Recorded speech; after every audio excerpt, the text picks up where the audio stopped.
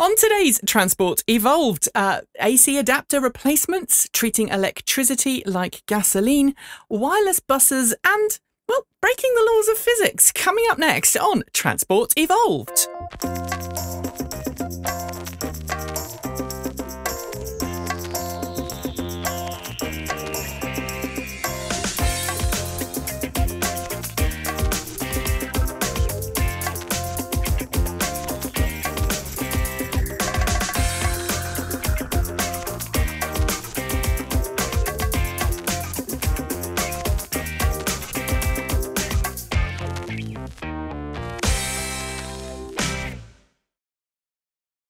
Good morning, good afternoon, good evening, and welcome to episode number 182 of Transport Evolved, recorded on Sunday, January 12th, 2014. My name is Nikki Gordon-Bloomfield. And I'm Mark Trestley. How are you today, Nikki? I'm very good, thank you. We had some feedback there just for a little second. I think one of our guests may have accidentally turned up the volume. We were going into a loop. We had a loop. There was a really, I can't remember the name of the piece now, but it has a sound loop of Michael Dorn from Star Trek: The Next Generation, who plays Worf, going, "Where time becomes a loop. Where time becomes a loop." And it's just slightly bizarre. Anyway, you're good today? Yeah, it's been a long-ish day. Seeming I only got up at midday. It's been a surprisingly long day, but it's good. It's plugging along. How about you? I'm very well, thank you. I'm very well. I'm quite glad that my studio is working well, because one of our lights broke this week and we haven't got a new one yet. Our old light broke. Do you want to see the old studio light? Here we go. Oh, blimey. This was a CFL light bulb that I had in the studio. And it used to be sort of up there somewhere. And actually, I think the lighting's better without it. So I'm quite glad it broke. See, it broke there. The little thing broke and it all went a bit wrong. My green screen's a bit cleaner. I've got a little bit of trouble, but not too much. Anyway, Mark, let's go along and introduce our guests for the week. Coming back for his second time on the show is a gentleman who has regaled us with tales of driving along the Autobahn at top speed in Germany in his friend's Model S. He's also regaled us with tales of driving stupidly long distances in a Model S, Tesla Model S, just to see how far it can go. He now has a Renault Zoe, I believe, and can charge at 22 kilowatts in his home. Because three-phase. Because it's three-phase in Europe. I am so jealous, but welcome back to the show. Martin Messer Thomsen, how are you today? Fine, thank you very much. Good, good. So 22 kilowatts, how does that work out for you? That works out fantastic. It has extended the range of the Zoe enormously. Oh, I am so jealous, Mark, aren't you? I am. I mean, it completely changes that car. I mean, even in the UK, you've got 4 hours at sort of home charging speeds, but having it fill itself up pretty much within an hour is amazing. Yeah. Exactly. It completely changed my view of what range is on an electric vehicle. It's not sort of the actual range for one charge, but for one day. It's fantastic. It is amazing. Joining us also is a gentleman who has never been on the show before, but made a fantastic video last year with his girlfriend. They went on holiday in the Swiss Alps. He's a Swede who now lives in Switzerland. And his job is to look after nice, wonderful jet aeroplanes. And you might not think that there's a connection between the jet plane industry or the airplane industry and electric vehicles, but let me tell you, there is. And I know so many people who work in the airline or the space industry and happen to be into EVs as well. And the same goes for gliders as well. There's a load of gliders who have EVs as well. And I hasten to add, people who are race car drivers. I now know of 2 or 3 race car drivers who have EVs, which I think is kind of says a lot, really. Please welcome to the show, though, Kalle Centergren. I hope I've said that right, Kalle. Oh, yeah, it's perfectly fine. There we go. Swedes are so laid back. It's great. Anyway, so you made a trip in last year. You went. You rented a Nissan LEAF. You don't own an EV, do you? No, I don't. I don't own any car, actually. which is probably better than anything else that we can boast, because if non-car ownership is the next logical step, and I think we need more people not owning cars in order to move our carbon emissions towards zero. But you hired a Nissan LEAF and you took it on a trip over the Alps, and you made a little YouTube video about it, which was excellent. I did. So what was that? Because that was your first experience? It was, yeah. First, I went with a friend in a Zoe for a 2 minutes drive in France. I thought, hey, that worked. That was cool. And then we started looking into if we could rent one for longer, any electric car. And we didn't know it was a Nissan LEAF until we actually got there to the train station where we're going to rent it. We thought it would be some, I think, city car or something like that, because that's what they had previously on their webpage. So we had no idea it was going to be a Nissan LEAF. So you were kind of taken by surprise. Were you tempted to go, no, or were you up for the challenge? Well, I thought I would run out on the way up somewhere, but I thought, hey, it regenerates, so then I can just turn around and come back down if it gets too scary. I'm guessing a knowledge of engineering and physics came into play there and helped you just a little bit. A little bit. Just a little bit. All right. Let's go on with the show. And by the way, if you want to watch the video, it's in the YouTube. The link to the YouTube is in the show notes, which you can find by going to www.transportevolved.com/live. You can tweet us at transportevolved or use the hashtag transportevolved if you want to talk to us during the show, or you want to say something after the show, or you want to send us a story idea or tip off of any description, you can do that. You can also join in the chat room at www.transportevolved.com/live. There's a chat room there. And I'm going to just put a chat out here. I'm going to say two things. First of all, people who've been complaining about the echoing from Mark for the last couple of months, I finally figured out what it was. Was it me? I was lying in bed a couple of nights ago going, what the heck is causing this? And then I went, oh! It was capturing audio from two different streams and trying to munge them together, Mark. And it's my fault, and I'm sorry. And I just clicked off the button to fix it. So I now know what that was.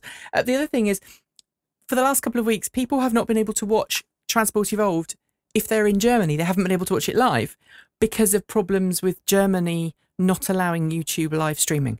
So we are now actually putting out two streams at the same time. So if someone would like to tweet to a German they know and go, can you check that the stream is working for you? Hopefully, fingers crossed, it is. Are you ready to start noting down the times, Mark? I am. I've realised that YouTube has a time counter now, and I'm going to use that. Woohoo! All right, so first up, Tesla sends replacement AC adapters out to its customers of the Model S this week. And it was announced on Friday quite quietly.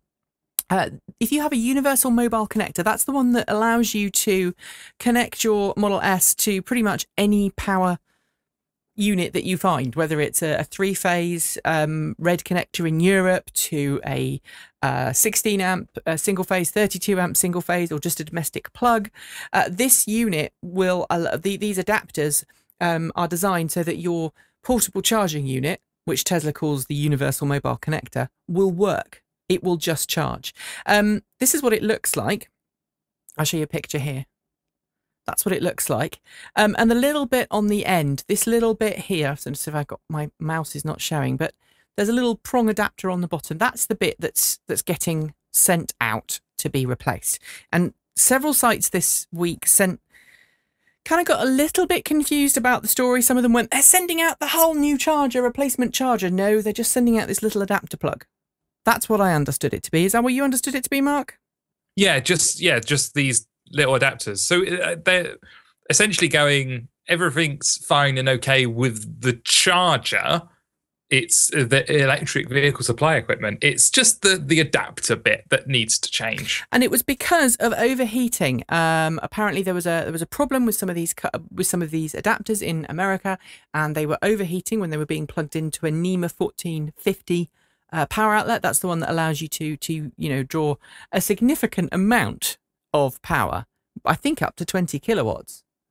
Wow. Which heated up the connector, and ultimately it was either 10 or 20. Perhaps one of the Model S owners who's in the chat room can let us know and confirm.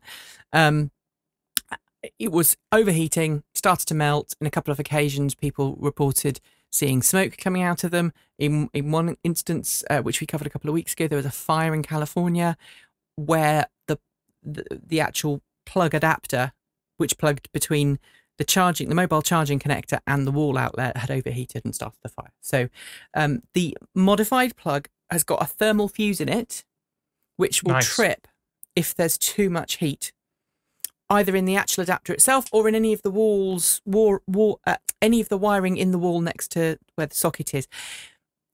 Tesla seems to have handled this very proactively, Martin. Do you think that was the correct step? Absolutely. It's always a very good step to try to solve the problems before they occur in many situations. But I've been worried right from the beginning with Tesla about all their connectors and adapters that they also use in Europe, because it has been creating some issues on other electric vehicles before. Right. Well, you're quite right. I mean, we've had a situation here in the UK where I've been to an event. This is, and I should point out, this is not a modern electric car. This was the previous generation, so 2001, 2002 cars.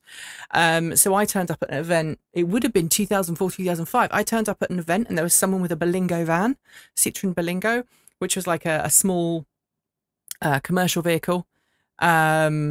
And they just bought it. It had exited service for a local government organisation. And they were saying, what's this big lump in the plug? And I went, that's the adapter. And it was an adapter to go from 16 amp 240 volt Menenkes to a 13 amp plug. And it had just overheated. And it had been plugged in for so long that the plug and the adapter had actually fused together. Thus making themselves more secure. Yes, but I mean, engineering, the type of engineering that we're seeing Tesla do. Tesla's pushing the boundaries all the time. Obviously, Elon Musk is well aware of the engineering constraints of the vehicle, but also as in his job as CEO of SpaceX, he's used to the fact that, you know, anything from a little tiny O-ring can cause a problem when you're engineering at extreme tolerances. Kalle, if this was an airplane, they would have done exactly the same thing, wouldn't they? They would have just... They would have made a service bulletin, it's called. They do that a lot on aircraft. Yeah. That's mostly the things that we do almost is the service bulletins, which is just problems that to be rectified. And it should be noted that this is not the first solution. This is kind of the braces to the belt that Tesla launched just before the new year, which was Tesla pushed a software update to all of its cars saying, if you detect a voltage drop, assume that voltage drop is because there's overheating in the cabling somewhere, without going into the, physics.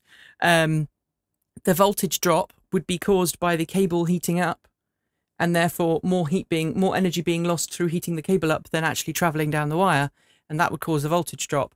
And if the car sees either a sudden voltage drop or an unusual voltage drop, it's been programmed now. All Model S's will drop their charging, the charge current that they draw by 25%. That should, in most cases, rectify any problems, but this little fuse in the adapter plug is the added bonus, and it's the right thing to do, I think. So if you are a Model S owner, do let me know, because I'd like to see if you get to what happens with the old ones. You know, do you have to send the old ones back? Maybe someone who's going to get one of these adapters, maybe they could take a photograph of the two side by side so we could see what the differences are. I'd just be really interested in. And as you say, Martin, these adapters are worldwide, aren't they? They're going to be a worldwide recall. I think so, yeah. And it's going to be interesting to see if there's going to be a similar recall in Europe on the three-phase ones, because obviously they're slightly different. In the US, you just use single-phase for the Tesla adapters, but in Europe, you can get a 63 amp three-phase, can't you? Plug. Yes. Wow. Which is pretty insane. Anyway, moving on. Back in November, an electric car made by French automaker Renault ceased production, and I think I can genuinely say I don't think anybody noticed. Kalle, did you notice? Not at all. Not at all. Martin, did you know about it? I didn't even know about that, and that's very obvious because even though Denmark was the primary country to sell the Fluence, the sale was less than 300 cars within the first years. So it has been selling very poorly here in Denmark. Well, as you say, the Renault Fluance ended production in November in the European version.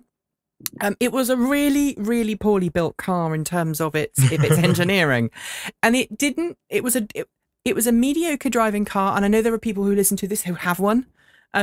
It's a great car in terms of getting you from point A to point B reliably fine. That's great. But it wasn't a car that when I sat and drove it made me go, yes, I want to drive this forever. It was a car that just went, yeah, it works. You know, it was a mediocre passable car. It was functional. It did what it was supposed to. It was a sedan, which in Europe is not as popular as the hatchback. We love our hatchbacks in Europe. Certainly in the UK. I don't know about mainland Europe. I know that Northern Europeans love their estate cars, don't they, and their station wagons. But it never caught on here because of Type 1 J1772 charging, which is our equivalent of level 1. We don't have 110 volts here, so we don't have the really slow level charging, but we do have 10 amp Type 2 charging, which is what, Mark? 10 hours? Yeah, it's 2.2 kilowatts at 10 amps. 10 amps. Yeah. And it took an age to charge. No rapid charge capabilities. Of course, it had that battery quick swap, which was designed by Better Place. It was a really great system. It worked perfectly. I've been to Better Place in Israel before it went bust, and I experienced battery swap firsthand. And I can tell you, it's an amazing, fantastic experience. However, it was just too expensive, too costly, and it just failed, because of its, it was over-engineered, but then for everyday use it wasn't. Now, this is where it gets funny, because we got a tip-off beginning of, I think it was at the end of 2 weeks ago, so sort of Thursday, Friday the 3rd, something like that. We got a message from someone going, oh, wow, next generation Fluance is going to have 3-phase charging. Well, hey! We were like, great! It's going to get a chameleon just like the Zoe. It's going to be capable of charging at 22 kilowatts. It's going to have that 3-phase capabilities. It's going to charge in half an hour. And suddenly it goes from being this dowdy so-so car to being a car that you can really use.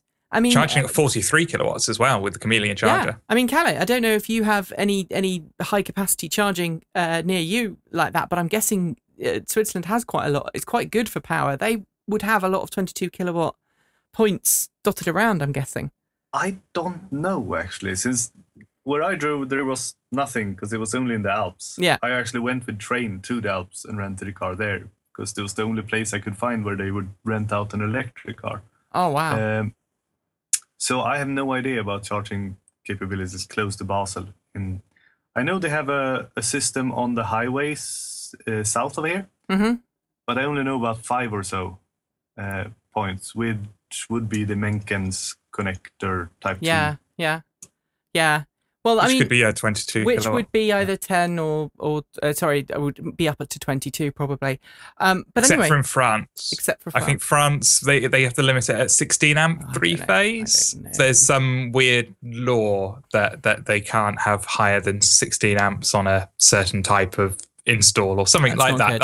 I vaguely remember the last time I was in Europe. Anyway, that's not good, Mark. That's not good.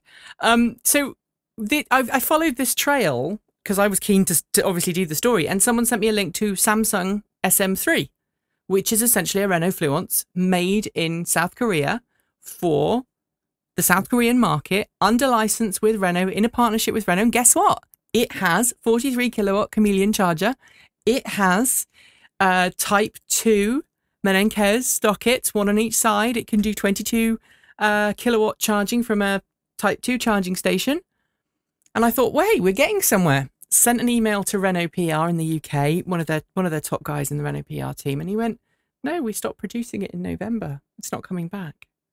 Gutted.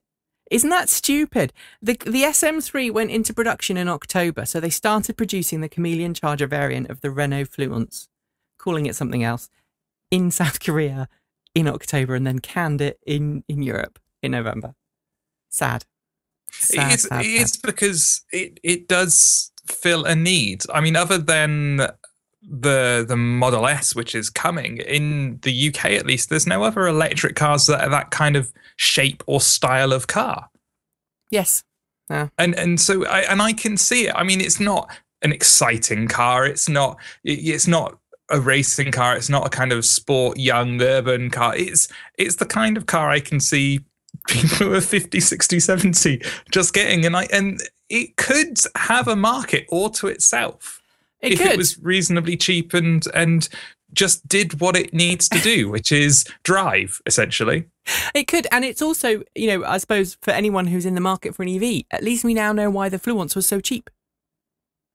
Because they were essentially what was happening, and I've got this confirmed as well, is that in November, Renault got rid of its press fleet because it stopped selling it. So it just sold all of its press cars.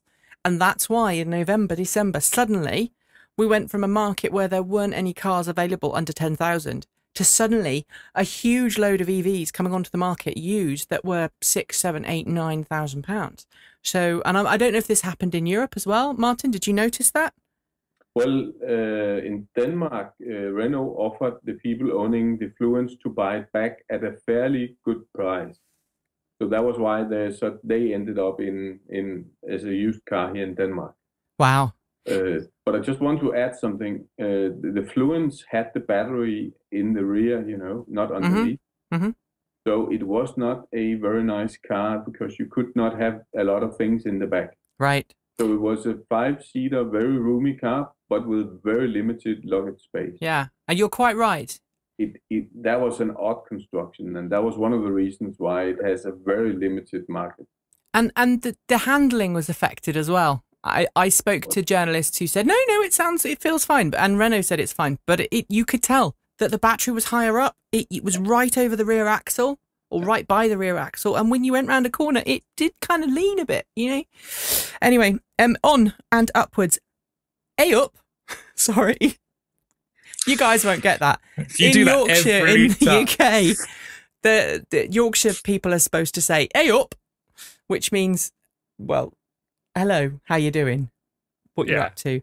And E-up, obviously being Volkswagen's new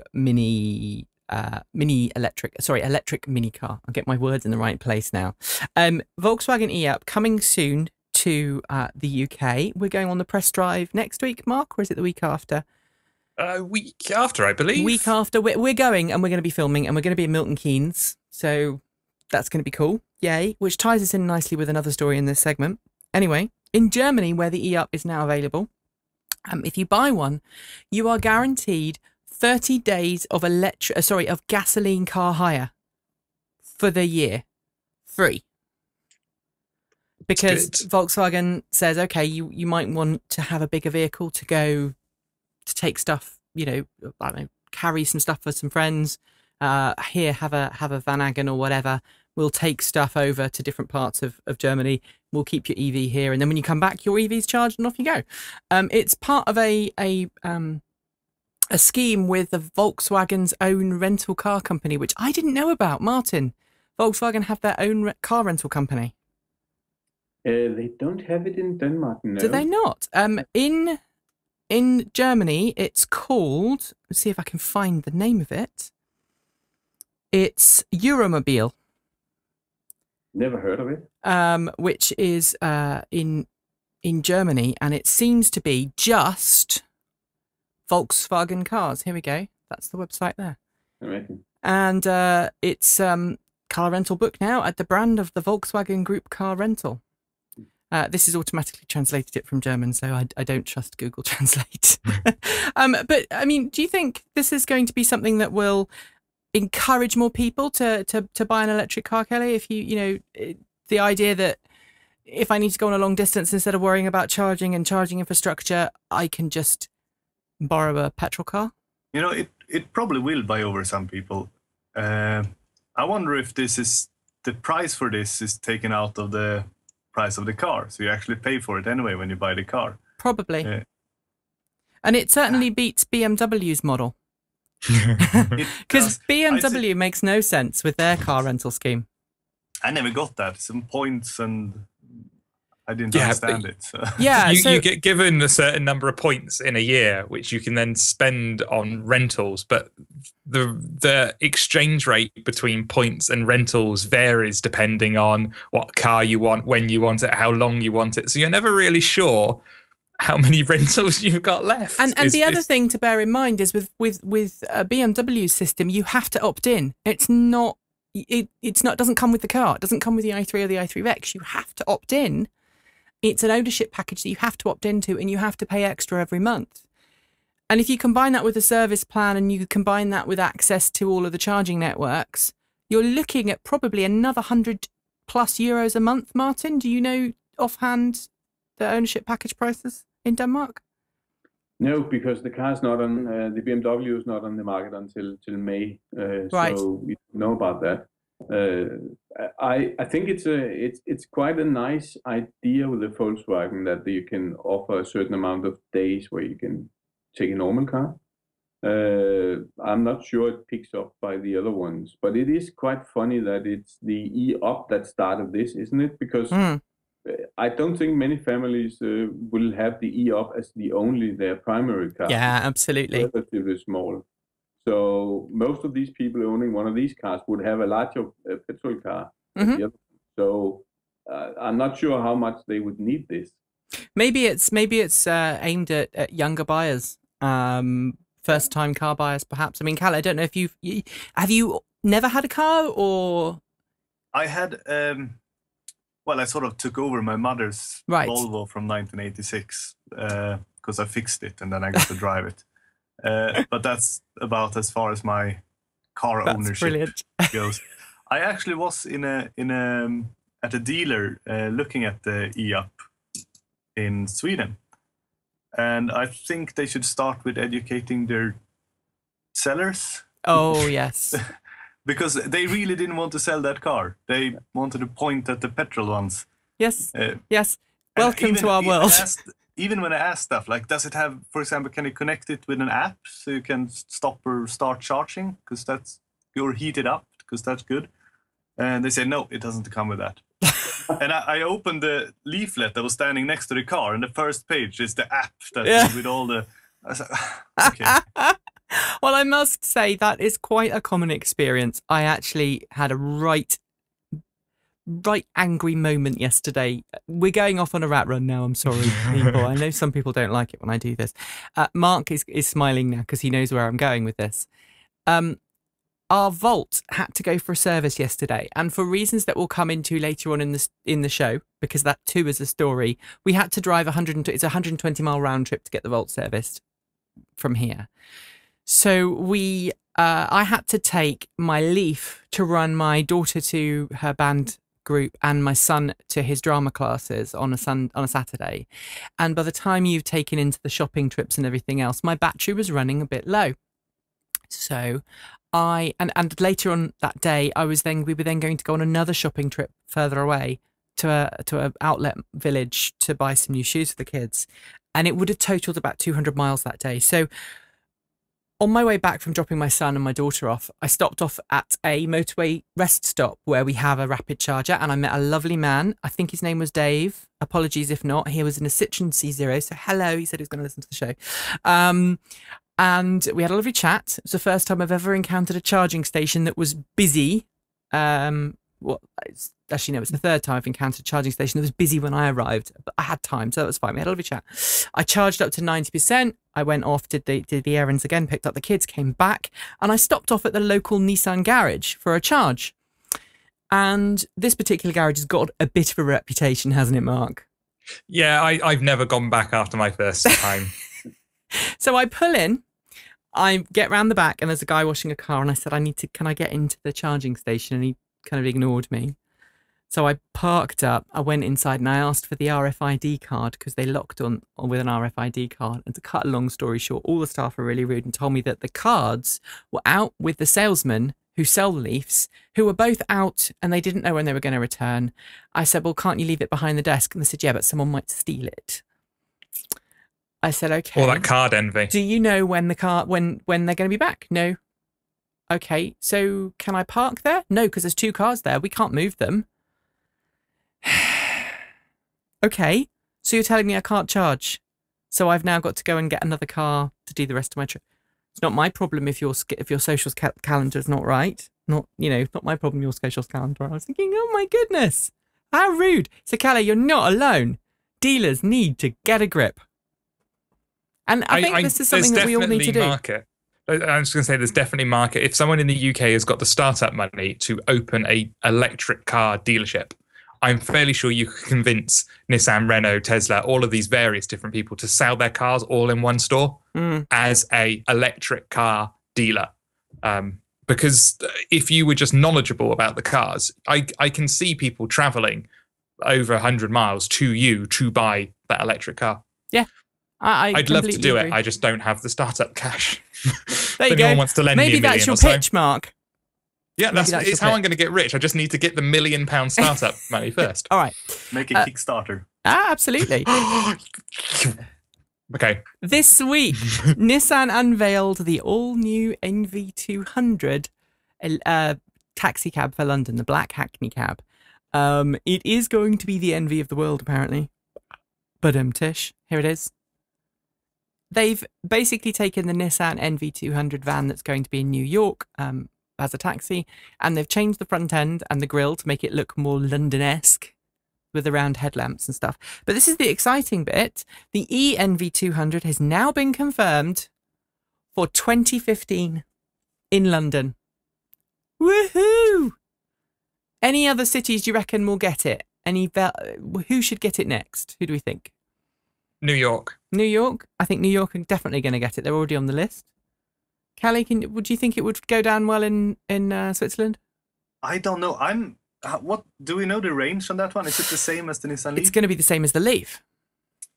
I wonder if that's enough for taxi, because what the taxi driver often does, it's sitting around waiting for a long time, and then all of his drives will come in a couple of hours. Yes, that's true. He will do a lot of miles then. Although in London, not very much, because London traffic is so terrible. So terrible. And London side to side, I mean, centre of city London's 5-6 miles, and then Greater London isn't that much more. It's so as long as it's not leaving central London, they're perfect cabs. And maybe this is what will happen. You'll have the zero emission zone, and you'll end up with taxis that only operate within the zero emission zone and go slightly out, and then all of the petrol taxis won't be allowed in that zone. So there'd be kind of like a taxi overlap area. Martin?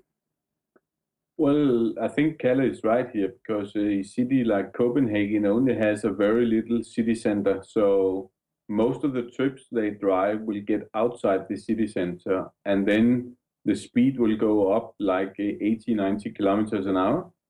And I'm quite worried about the eNV200 that it will not go very far in range when you get up in speeds, because it has a very large front, of course. So I'm not too sure about it. I would have hoped that Nissan would have put more batteries in it.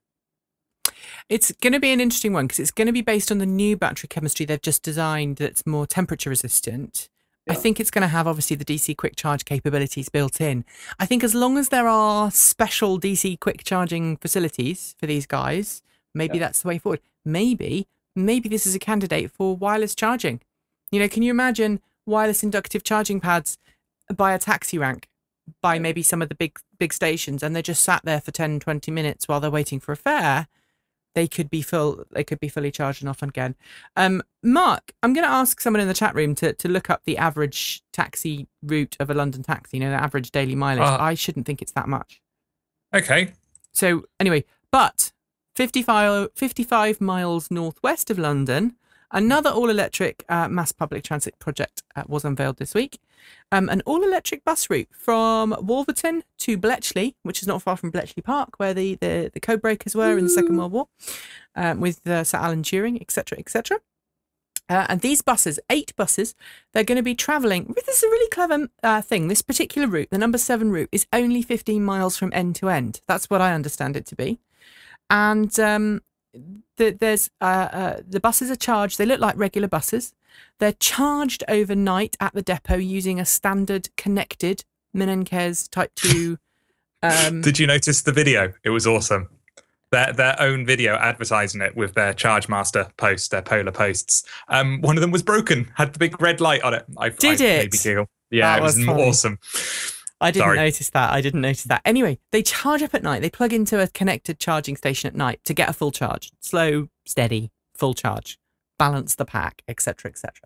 Then when they get to the start of the route, they drop essentially a platform underneath the bus to within sort of half an inch, 4 centimeters or so of the ground, where there's inductive charging plates underneath, and the bus is inductively charged in about 10 minutes, which will be enough to get it to the other end of the other end of the bus route. So it's 2/3 of your charge is received in 10 minutes. Then you drive that route. When you get to the other end, you get another 2/3. So essentially through the day, if you were plotting it on a graph, see if I can do this in reverse because I'm looking at myself in my monitor. You start here with a full charge, and the charge kind of goes like this, and then back up again, and then down a bit, and then back up again, and then down a bit, and then back up again, and down a bit. By the end of the day, your bus will probably be fairly close to flat, but it's slowly, those rapid inductive chargings throughout the day are enough to bring it back up enough to do the next bit. Yeah, so essentially you're tripling the range of the battery by inductively charging at the beginning and the end of each bit. That gives it 2/3 of that journey's power.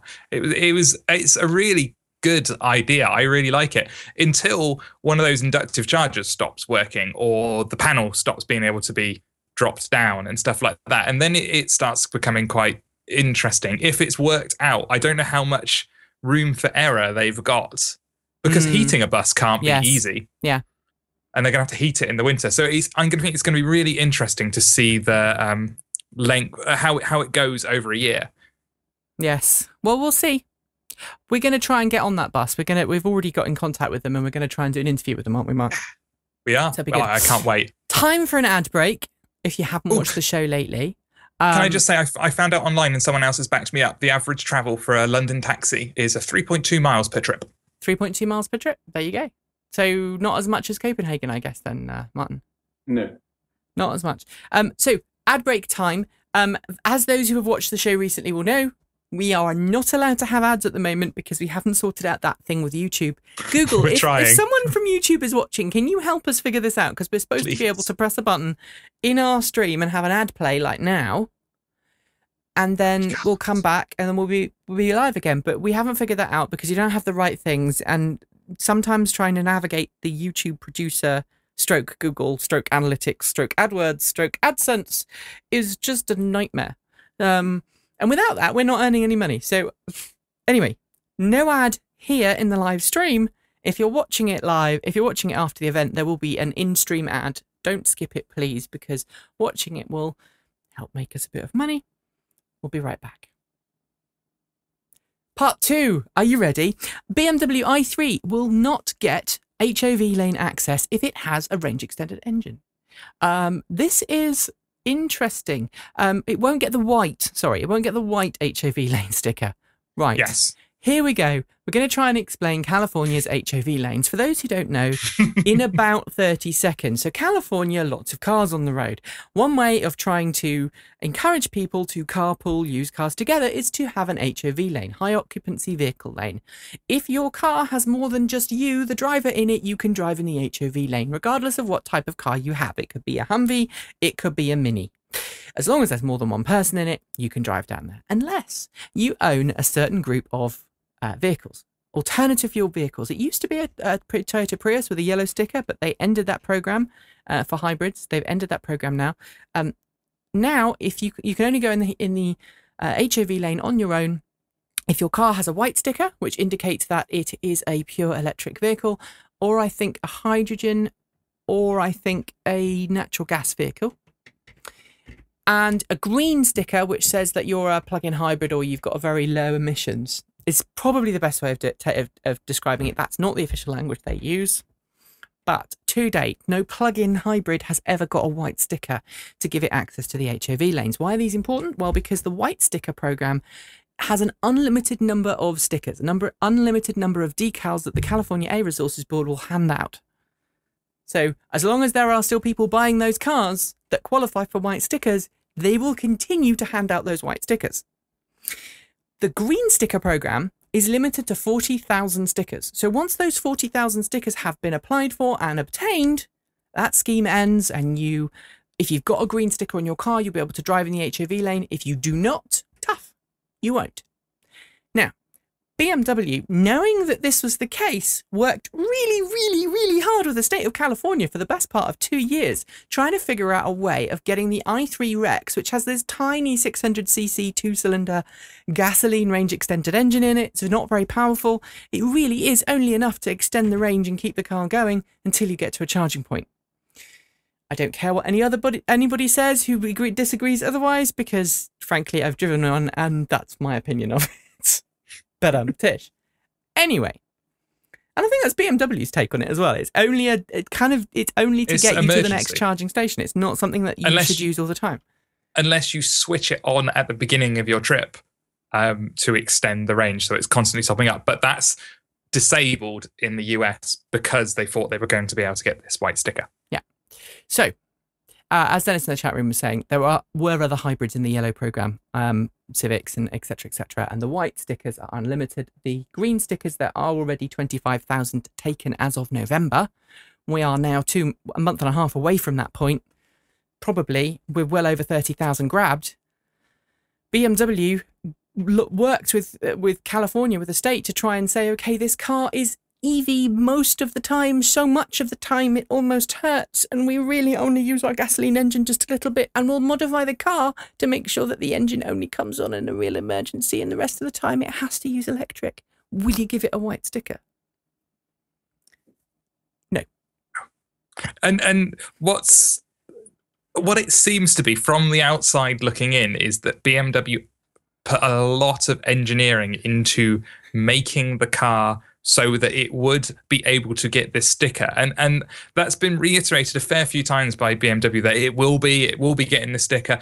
And so I can only imagine there is some poor project manager in BMW responsible for the white sticker program. It's probably called something like the White Knight program or something like that, something businessy, and is either fired or sobbing inconsolably because his project, he had one thing to do, one thing, and it's now not worked.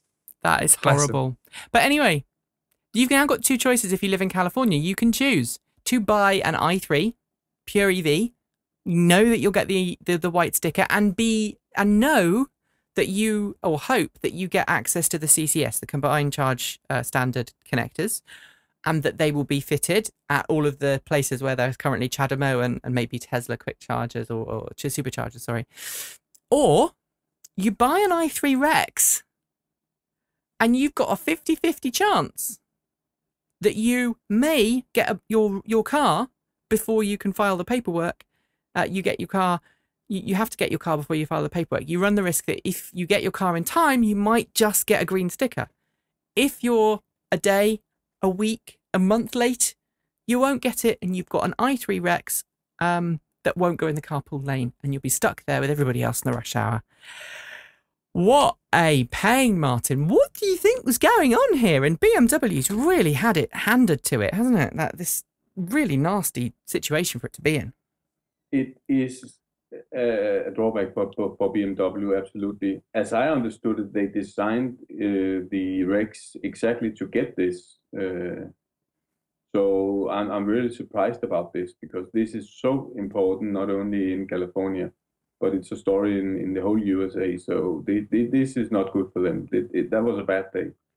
And I'm interested to see, Mark, whether this is going to be a problem in the future with the London congestion charging zone. At the moment, the i3 Rex, I think, does qualify for access to the zero emission zone, but London wants to move towards zero emissions, completely as do zero many emissions. other cities around the world. Isn't Stockholm trying to do the same thing? Well, we have the city toll that you have to pay if you pass, Right. But not with the pure electric, I believe. Right. Yeah. And what I was thinking is, do you think BMW will then make it possible to run the engine from the start in America as well then? Well, since this scheme didn't work. That would be my hope. And if anyone from BMW is watching, that's what I would implore you to do. Please do that, because I think the car will be... Martin, I don't know if you've driven the i3 Rex, but I think as a car, it would be so much better. with the Rex on demand, essentially, just like the Volt. You know, the Volt has the charge hold mode, the mountain mode. It makes a big difference. Not so much if you don't know where you're going or you're not as an experienced EV driver, but if you know how that car works like the back of your hand, and you know where you can coast it, you know where you need the power, you know where you can regenerate the energy, having the control of when that engine is running, when the battery's running, makes such a big difference. Moving forwards, Carlos Ghosn this week said that US production would likely double of the Leaf for 2014. That means about 50,000 Leafs in the US. Leaf had a really good month last month. It sold the most cars it's ever sold in a single month in the US. Cars are really flying off the production line and the dealer lots. There's not the dealer supply that they would like, that Nissan would like. So obviously Nissan's trying to ramp this up. As John Volker at Green Car Reports, who is a regular on the show, my former boss, has pointed out before, it's not just a matter of telling the factory to make more, though. It's a matter of going back to the people who supply all of the components that go in the batteries, the motors, etc., etc., and going, you know, in 2 months' time, we want to be able to make this number of cars. Can you start supplying us with more equipment, more materials, so that we can make those cars and make it happen? And that takes a couple of months. Do we think, though, that Leaf production in Europe will go up? Because I don't think European Leaf sales has mirrored the US at all. I don't know what our two guests think. I think it's very, very positive, first of all, that the production goes up or double in the US. In Europe, the sales has been very low. I think it's priced wrongly in Europe. It's simply too expensive. But I think that's one of the main reasons, because it is a really, really nice car. It is. It is an absolutely gorgeous car. And Kalle, do you think people will buy it? I don't know if you drove a newer Leaf or an older Leaf. See, I don't know, actually, because I had no idea when I sat in it, basically, what it was the first time I saw a Leaf. So I don't know if it was the newer one or the older one. Okay, so you can give us the first time behind the wheel experience for someone who's never driven one before. And I mean, did it immediately when you sat behind the wheel, did you think, yeah, this is a good car, it feels well built? Or was it, oh, this is a bit weird and quirky? No, I really liked it from the start. Good. It was really nice. Good. But good, I'm thinking, do Nissan make their batteries themselves? They do. Or do they buy them? They do. Okay. They make their batteries. They make their motors. They've got a factory. Effectively, they've got battery factories now beside all of their production facilities, either next door or, you know, a couple of miles down the road, where they make everything. Ditto with, but the actual cathode material has to be shipped from Japan to the US, which is obviously quite a way to go, to be then turned into batteries, to be then put in the car. So 50,000 Leafs. What's that? Is that 1 million what kilowatt hours? Oh, that's a lot, isn't it? It's what? Yeah, nearly. That's a lot of batteries. But battery cells are in demand this year, and I think we're going to see a battery shortage. We talked about this last week, especially with Tesla and a couple of other companies talking about making big battery factories, massive mega battery factories. All right, Nissan Zoe. Martin, you have one. Electric hatchback was awarded the coveted Best Super Mini of 2013 award this week by Euro NCAP.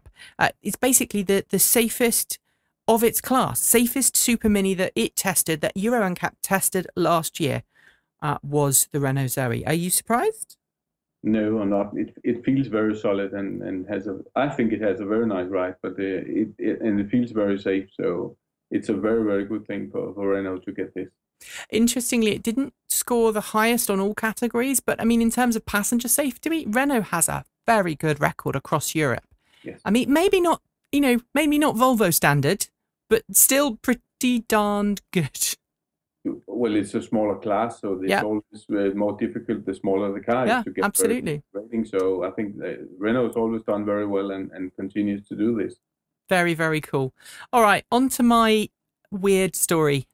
And then we'll be on to Mark's really weird story. So I've got a Chevy Volt. We bought a Chevy Volt last summer. We replaced a Toyota Prius with it and a Renault Renault Twizy because I didn't. The Renault Twizy kept breaking down. We got a really good deal from the Volt dealer who agreed to take the Twizy and the Prius in exchange. We got the Volt partly because it was cheaper than an Ampera, the Vauxhall stroke Opel Ampera, but also because we prefer the styling to the European version of the Volt. So for those who've not seen an Ampera before, let me see if I can grab a picture of an Ampera. So this here is an Ampera. That's what an Ampera looks like. Okay, you've got those boomerang eyes at the front. It's also got a slightly different rear bumper as well. So the front and the rear bumper are different. Obviously, that being the Volt just there. But other than that, other than different badges, different names, they're the same car, made in the same Detroit production line, shipped across probably on the same ship. However, and this is the thing that has blown my mind, our Volt this week, after having gone through some significant puddles and whatnot with all the flooding we've had, has thrown a couple of error warnings on the dash, one of which revolves around traction control and ABS braking. So we thought, okay, it's getting close for its first service. Let's book it in for its 10,000 mile, 6-month service. We booked that in, but we tried to book it in somewhere local. Now, we bought it from a place in Cambridgeshire, which is, what, about 200 miles from where I live, Mark? Maybe a bit more? Yeah. And the thought of doing a 400-mile round trip to get my car serviced, or my wife's car serviced, didn't necessarily make us particularly happy. So we found a local garage 20, 30 miles away that sells the Ampera, the Vauxhall Ampera. And they are allowed to service the Vauxhall Ampera. And I rang them up and I said, I've got a Volt, want to bring it in, it's got a problem, can you look at it? Yeah, no problem. And then the woman on the phone went, oh, hang on, did you say Volt? I went, yeah, Chevrolet Volt. She said, yeah, let me just get back to you. And she went and talked to the technicians and she came back and she said, yeah, we knew this was going to happen. The guys are not allowed to service your car. What do you mean? They're not trained to service Volts. Yeah, they are. They're trained to service Amperas. It's the same car. Oh, yeah, we know. Yeah, one of the guys said exactly the same thing. He said, she's going to say it's made on the same production line as the Ampera. I said, it is. No, we're not allowed to service it. We're not certified by Chevrolet to service this vehicle. But you sell Chevrolets. Oh, we sell Chevrolets. We just don't sell the Chevy Volt. We sell the Ampera. We'll service an Ampera. We can't service a Volt. So after ringing around quite a lot of dealers, we ended up finding a place in, where was it? Near Oxford, that does sell Volts. And they said, yes, we'll service it. And I explained the difficulty and they went, yeah, we're not allowed to service Amperas. That's insane. Am I the only person who thinks that's insane, gents? And have you heard of this happening in Europe, mainland Europe? It's quite more easy here because the Chevy Volt is not on sale. It's only the Opel Ampera. But Nikki, you say they are exactly the same cars. Aren't there slight difference in the operating modes that the Ampera has a sort of hold? Yeah, it used to be different, but now they're the same. So they're both the same cars. And in Germany, I think they do the Chevy Volt as well. So I don't know quite what the difference is, what the problem is, but it is kind of confusing and a little bit frustrating. But I mean, I just wanted that really as a public service announcement more than anything else. It comes down to one thing that is so important when you buy an EV of any kind. You must make sure that there is a place you can service the car nearby. And one that you trust. Some of the dealers only sell the cars, but they don't service them. So yeah. And a lot of other users will experience this in the future, and this is not exactly very good for the EVs. So it's not. No. And there's a car dealer about 1.5 miles from my house. It's at the bottom of the road. It's down by the post office, Mark. You'll know where that is. Down by the flyover. There's a Vauxhall dealer down by the... So it's not very far from my house. Yes, there is, yes. They've got a Vauxhall Ampera sitting in the window. It's been sat in the window now for 2 years. I've been in twice to ask about buying one. And on the first occasion, they said, we don't know anything about that car. It's just sat there. Head office say we have to have it. Second time, a couple of months later, they said, oh yeah, you can buy one, but you have to call our head office in Leeds, which is about, 400 miles away? 300 miles away? Quite a way away. And the idea of buying a car over the phone with a salesman in Leeds when you're in Bristol, this is not really a good thing. Anyway, saying that, you did buy a Leaf over the internet. I did, but I got the chance of driving it. Slightly different. CES 2014 this week. All the fun things, Mark. All the fun things. Do you want to? I don't know if I can do this story. I think we might have to give this to Kalle. Okay. You'll have to tell. I don't know if you've seen this story, Kalle, but you have to show it to your colleagues in the airplane maintenance business. I have seen it. I quite like it. So this is. Would you like uncommon, by the way? It's quite often you see these things popping up. But it's CES, Consumer Electronics Show 2014. Yeah. It's not cheap to buy a booth and exhibit at CES. It's not cheap. You know, I mean, we've looked into doing trade shows before. It's not cheap. We can't afford to do it. So I don't know how anybody, you know, Mark, you're going to have to tell it because I'm just going to laugh. So essentially this company whose name has completely escaped me has come up with a 3D printed little wind turbine, which is about that big. And I think they designed it as like a alternative to those solar packs you can get. And when you're having a picnic, you lay out the solar pack and you charge up your phone, or it powers your hi-fi, or whatever. If you listen to hi-fis when you have picnics. I don't really have picnics, but I think it was designed as like an alternative to that. And you'd sit it there and it would take the wind and turn it into power for you, which is absolutely fine. And we've got nothing with the story up until that point, until Gizmodo picked up on it. This is Gizmodo UK, by the way. Just in case Gizmodo USA are listening and they're like, they didn't do it. It was Gizmodo UK. But before we go any further, the stupidity, this is a lesson in checking your sources, period. And I think we had one of these last week, a crazy story where we just went, this is insane. I hope that I'm never that stupid. So this reporter went round CES. He was obviously quite high on caffeine, quite exhausted after having covered CES for probably the best part of a week. Stumbled across this and thought, wow, that's cool. I'm going to write a story about it. Over to Mark.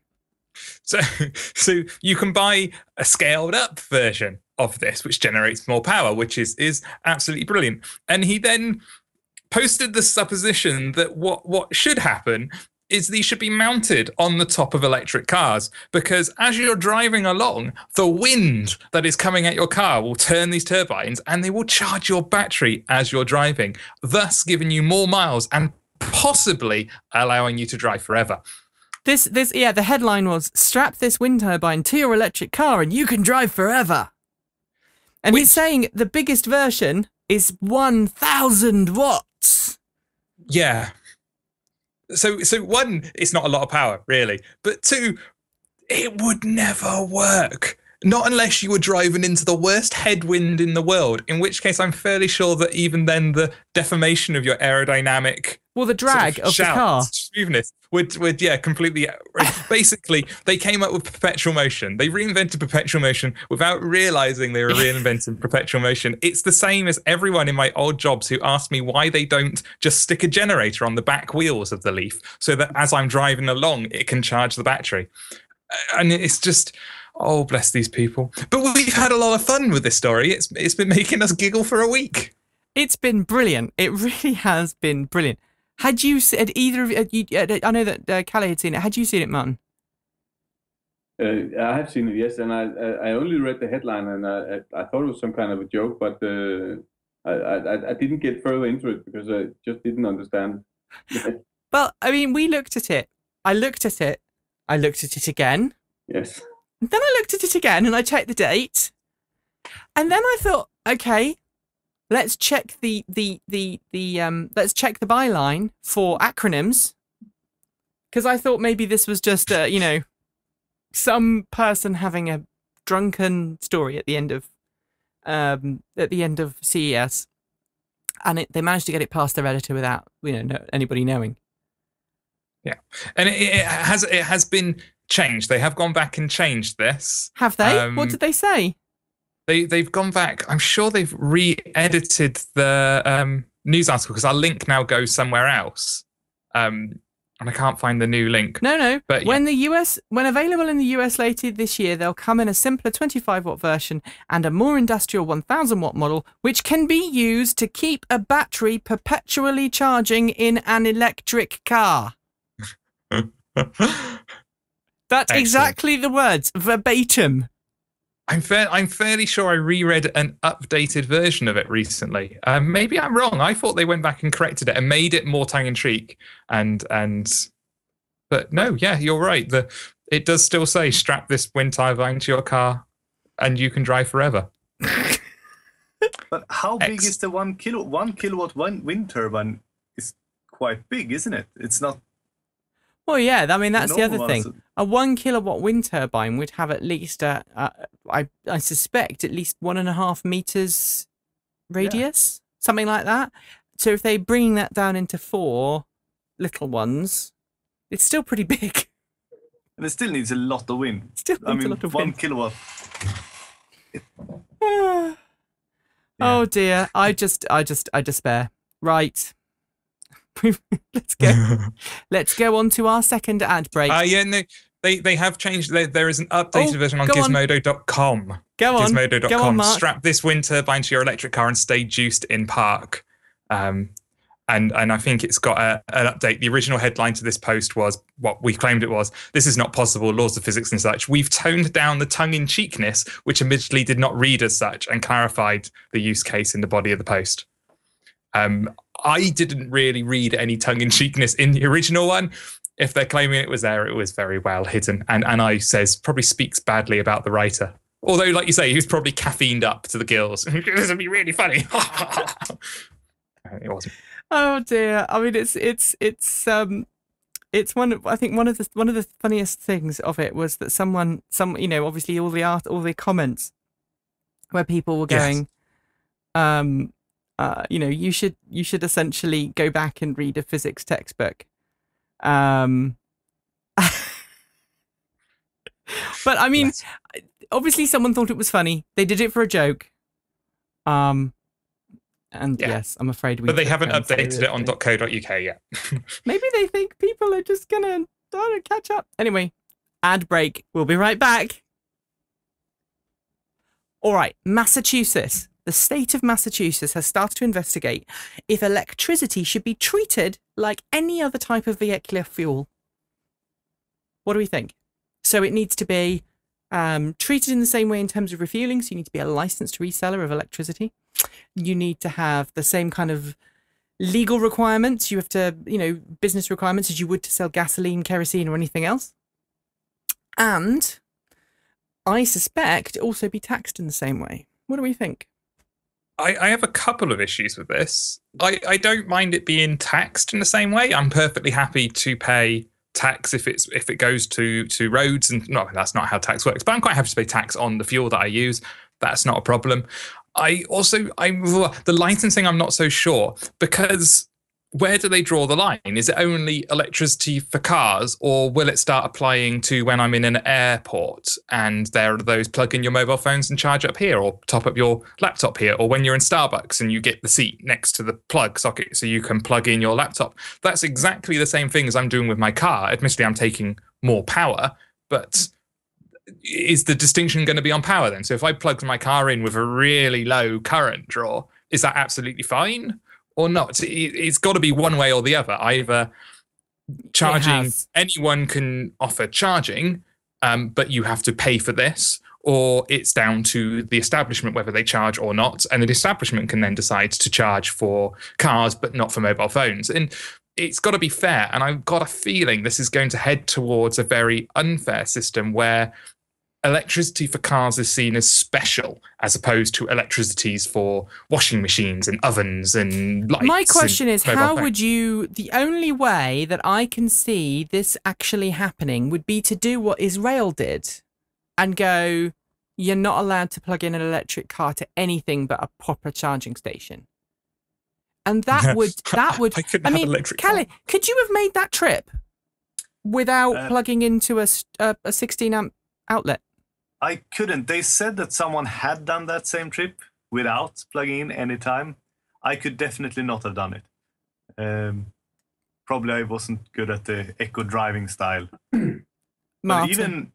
even if I wouldn't have charged at a hotel, I don't know if I would have made a second mountain pass without plugging in at that sport shop that he was kind enough to let me plug in at.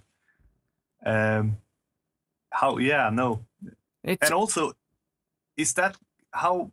So you're not allowed to plug in at home then anymore? well, I mean, if they do that, that's what I would suggest. That's how it's going to end up. Martin, can you see any way around this? I mean, if Massachusetts does decide to treat this as a vehicular fuel, it's got to be segregated. There's no way that they're going to let people charge at home. That is one of the problems. I see that is a very big problem. But there is another issue here in Europe that, you know, when you go into a petrol station and you buy 10 liters or whatever of petrol, you see that the meter that is running, it has to be tested once a year by some kind of organization. So you are sure that you get exactly what you're paid for. This is quite complicated. It costs a lot of money. And actually, if you, in public places, at least in Denmark, you're selling power to an EV, this same rules apply for this charger, that it needs to be serviced and with an organization every year and stuff like that. Yeah. And I'm sorry to say, but a lot of the public chargers in Denmark doesn't have this. No. So it's not really legal how they sell it. Some have come around this by not selling kilowatt hours, but they are selling a parking thing like half an hour or something like that. Yeah. So you don't buy kilowatt, you're buying charging time or whatever. Mm-hmm. So there in the future there will be so many issues about this, whether it's a private, it's a public or semi-public or whatever. This is only the beginning, unfortunately. And it's a really sad situation to be in. Yeah. I think the other thing, though, there is a potentially positive side to it, as long as people are allowed to carry on plugging in wherever they need to, is if at least the resale of public charging is mandated by law to have a certain set of regulations and standards, it could mean that for us as EV drivers, we have a better maintenance schedule. You know, I know in the UK this weekend, someone tweeted a picture of one of the charging network sites and went, yeah, thanks for that. I'm not going to be able to go visit my daughter this weekend because 2 or 3 of the charging stations that he would have had needed to use to get there were broken. Mm-hmm. You know, and if you think, how often do you see a petrol station out of action for more than a couple of hours? Exactly. I mean, it's, you know, the only time you see gas stations out, and they have multiple pumps, so maybe you might see one pump out of action, but the others are in action. And I think in order for this to work, in order for that model to work, the idea of regulating electricity like a fuel, like a vehicular fuel, would be to have this, to do what Tesla's done, to have multiple charging stations at a single location, so that you can handle 5, 6, 10, maybe even more cars in one go. And then if there's a problem, and they must be fast charging as well. I mean, it would totally kill Type 2, I think. Yeah. That would be the only way of doing it. Yeah. All right. 22 kilowatts. I mean, Type 2, 22 kilowatts is relatively, well, it is fast. It's not fast in the Tesla sense, and it's not, I mean, CHAdeMO's not fast. I'm getting to the point where I don't want to call CHAdeMO fast charging anymore because it's really not. It's coffee charging. You go and have a coffee and come back to your car, or go have a burger and come back to your car. That's not fast charging. Fast charging is kind of Tesla's system. If you could use Tesla's system on my Leaf, I'd be filled up in 5 minutes or less than that. Absolutely. That's fast charging. But anyway, that's an issue with language. All right. So we're now going to talk about sales figures for the US last year. If you take it on face value, electric car sales in the US last year accounted for less than 1%. Something like 0.25% or 0.5% of total new car sales in the US. But, and this is Matthew Kippenstein from Green Car Reports this week, wrote a fantastic kind of math post, really mathy, geeky, statistical post about why electric car market share is not as small as people say it is. And it's a really great thing. For example, if you examine it by market share, percentage of particular segments or class of vehicle, Tesla had an 8% of the luxury passenger car sales in the US in its first full year. 8% of that segment.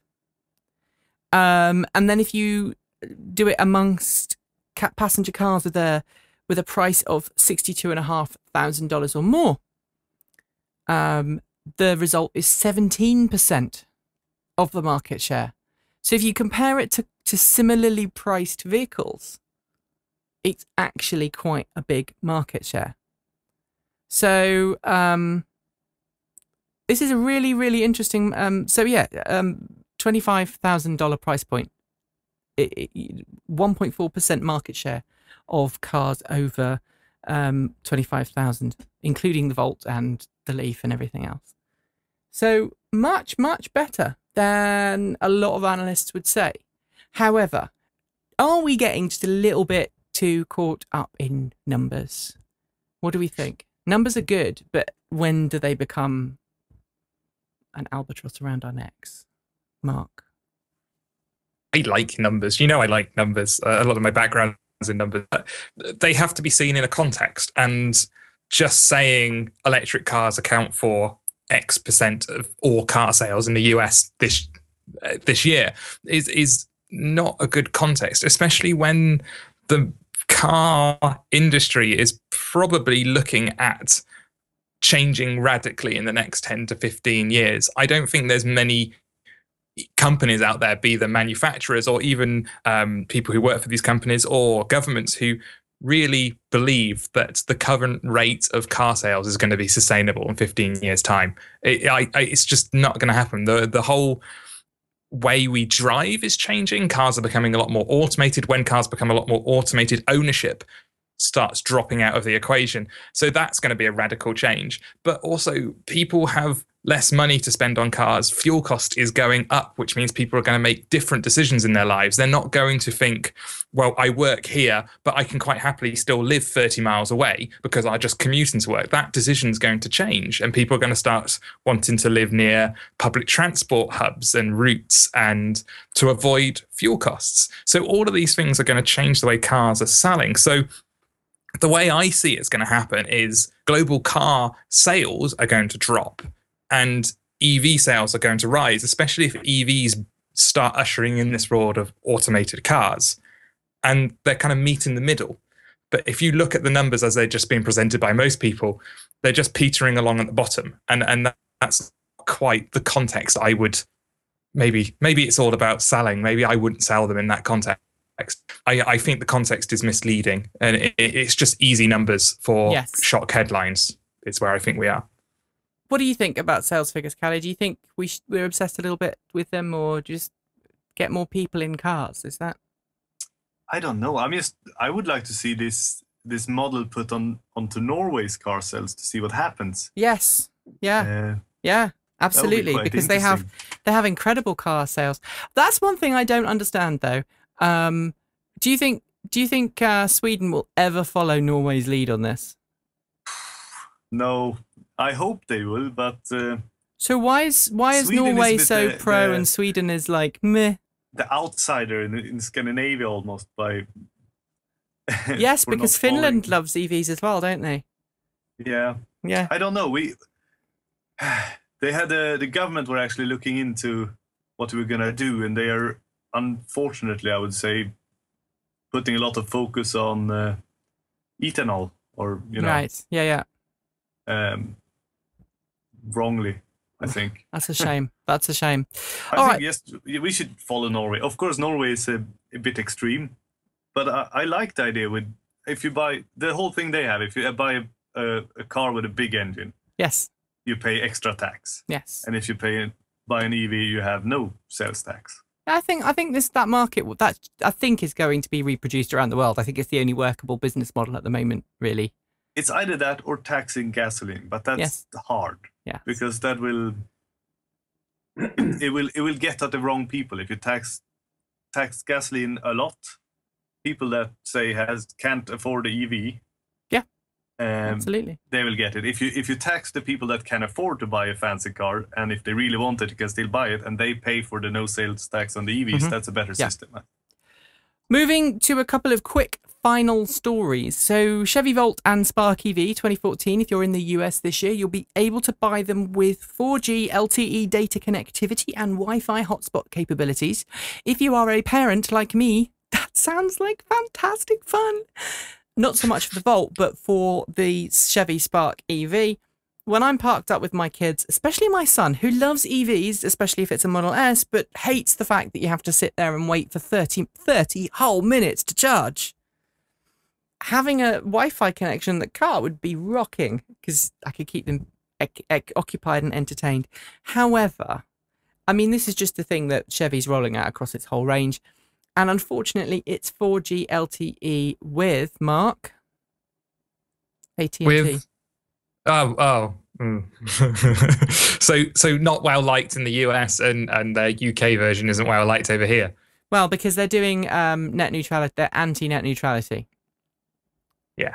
Which I think, if you don't know about net neutrality, you should go and read it up now, because essentially net neutrality, and I'm saying this as a broadcaster now, if net neutrality is destroyed, then your ISP could say to you, yeah, we're not going to let you watch Transport Evolved in HD because Nikki hasn't paid us any money.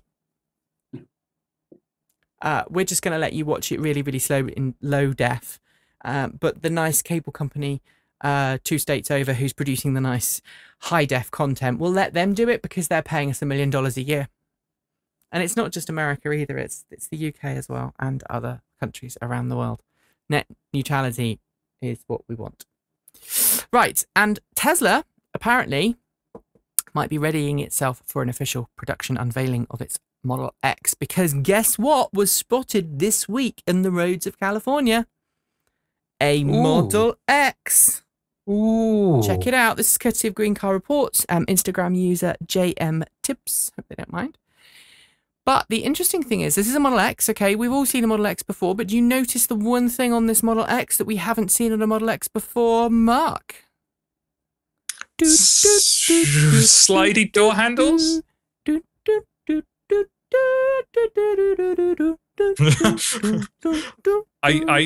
Oh, go on, tell me then if I'm wrong. The answer is, what is a mirror? Sorry. A mirror. Yes. Thanks. There's rear view mirrors on this car. Look, on the doors. Which means one of two things. It means Tesla is not getting anywhere with its plan to use rear view cameras, which is a shame. Because if you remember, the pre-production models had little cameras instead of mirrors. Of course, yeah. But it's a good looking car, isn't it? Who likes the look of that? Yeah. I like the look of the car, but I don't like the Falcon wing doors. Don't like that? No. No. I know so many people who've said that. No, I love the look of it, but I don't like the Falcon wing doors, although I think I could probably live with it if it meant that I could go up into the mountains and go skiing and things. Where are you going to have your skis, though? Will they fit inside?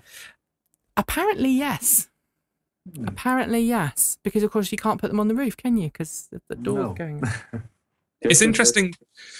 Falcon wing doors would help me a lot. Like where I park, you've seen where I park. It's quite a tight driveway I have. Luckily, I have a driveway. But I have opened the door a bit too vigorously and slammed into either the wall or the fence, depending on which side. So Falcon wing doors would be quite useful for me. So I can see them being more useful than people are giving them benefit for. But I don't know. You see that what you end up with in the UK is that our driveways are tiny and our garages are tiny, and we seem to think that we all need to live in this much of the UK. So we all live really close together, and we all have really small houses and really small driveways. And your garage, you reckon, is not even big enough to fit a Leaf in? No, it can't. It's the entrance to the garage isn't wide enough, even with the windows folded in, and my usable portion of the garage, once you've pushed all the crap to the back, isn't long enough for the Leaf. Because our houses are so small, we have to keep half of our house in our garage. Anyway, I'm looking forward to it. And finally, the C5, the Sinclair C5, turned 29 years old on Friday. Do you know what the C5 is? Do you know what the C5 is, Mark? Yes, I know what the C5 is. Admittedly, I was only 1 when it came out, but yes, I remember what the C5 is. Have either of you seen it before? No, never. I had no idea what it was. Imagine a vehicle that can drive you 5 miles for a penny. A vehicle that needs no petrol, just a battery. And that takes the press of a button to start, the squeeze of a lever to stop. That needs no license, no road tax, and you can drive whether you're 14 or 40. A vehicle that costs just £399. The Sinclair C5. It's a new power in personal transport.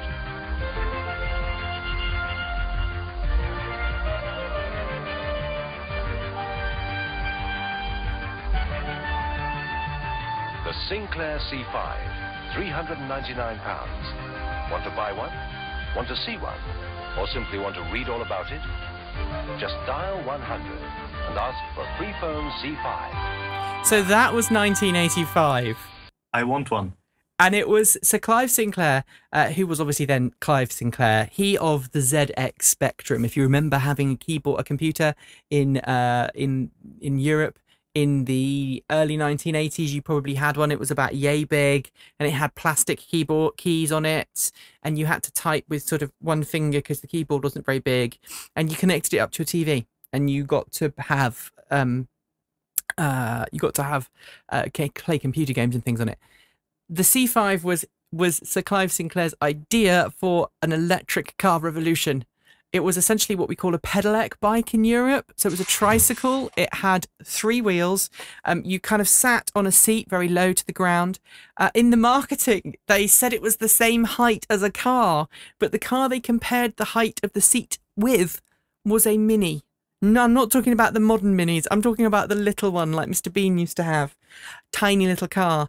And the C5 was absolutely ditchy. Ditchy in monumental ways. Absolutely tiny. And it wasn't very fun to drive because of the steering. You had to do it recumbent style below your feet as you were driving along, as you were riding along. The other thing that you had with it was no protection from the wind or the rain. To start, you had to start pedaling, and then you pressed a button on the lever, and it would kind of move you forward at slow speeds, and you could get maybe a little bit of speed up on the flat. It would hit 15 miles an hour without you pedaling once you got it moving, but as soon as you hit a hill, it slowed down, and then you had to puff and pedal. And it had very short cranks and a single ratio gearbox, so you were going up the hill like this, going you got to the top very exhausted and very tired, and you were doing about 2 miles an hour. And in fact, a lot of people I've heard got out and dragged the C5 up the hill rather than. Anyway, 29 years old on Friday, and it has a devoted fan club in the UK. They sold 17,000 of these things. Very few people ride them, drive them, but there are some absolute and wonderful nut jobs. I mean, lunatics. I mean, lovely people who own them and still do them. They do like charity runs. Hats off to C5, the C5 Club, the C5 Alive. They are a brilliant bunch of people. They don't take themselves seriously. Someone has modified one that does 70 miles an hour up the drag strip. Originally, they only had a little 200-watt motor, but this person's obviously upgraded it slightly over the years. And it's just brilliant. It really is phenomenal. We have lost Mark there for a second, so I'm just going to try and call Mark back, and I'm hoping that Mark is still with us. We are at the end of the show, however, so we are just about to say goodbye. So if Mark is listening, we will quite possibly say goodbye to Mark early. I hope he's okay. So that really is it. So had you heard of one, Martin? Pardon? Had you heard of a C5? I never heard of it, no. No? You're lucky. And Yes. Kalle, you want one? I do. If it goes 75 miles an hour, I definitely want one. Well, 15 miles an hour is its official top speed, but that's the not so fun. people did 12 volts, 15 miles an hour, but people upgraded them to do 30 miles an hour on a 24-volt system, and then people have just gone crazy since. I bet I can beat 75 miles per hour. Yeah. I have a 20-kilowatt motor right here. I can put that on it. What's that for? It's a bike. It's one of those projects that. 20 kilowatt electric motor. That is absolute nuts. Thank you. It's not a no. It's a dirt bike, so it's. Okay. So, but that's still It's not pretty a normal awesome. bike. That's still pretty awesome. All right. Well, we've got some reader feedback from the show from last week. If you've got some reader feedback and questions you want to get in touch, you can do it one of two ways. You can either drop us a line, show@transportevolved.com, or you can use the contact us section of our website. Here is one from Daryl Holmquist. He said, Nikki and Mark, in your recent podcast, you mentioned the US Tesla superchargers. As of today, 6th of January 20, hang on. That doesn't make sense. He's put 1623. That, I think, should be 1614. There are 55 locations with a total number of 335 charging stalls. Of course, who knows the numbers for tomorrow? Because they're expanding so quickly. Thank you very much, Daryl. And also one from Richard Glover, who writes on the subject of UK cabinet ministers and EVs. So we talked in the show last week that there was talk about the UK cabinet getting their own EVs. And he said cabinet ministers should be driven around in black Nissan LEAFs because they are made in England, up in Sunderland. And that's a really good idea. And I think they would really suit that job because they're quite roomy in the back. Enough room for them and their bodyguard if they have one. That really is it for today's show. Thank you very much, Kalle. I hope you enjoyed yourself. I did. Thank you very much. And you'll keep us up to date with your dirt bike. You kept that one hidden until the very end. Yeah. And thanks very much to Martin. Do come back on again soon, Martin. Are you doing anything fun in the EV world soon? Not that I can talk on in public right now, but I hopefully will be able to tell you more about it when I'm on the show next time. Thank you. Oh, 1, 2, 3. That's going to be exciting. That's going to be good. That is it, folks. As always, thanks for joining us and don't forget to plug in. See you soon. Take care. Bye.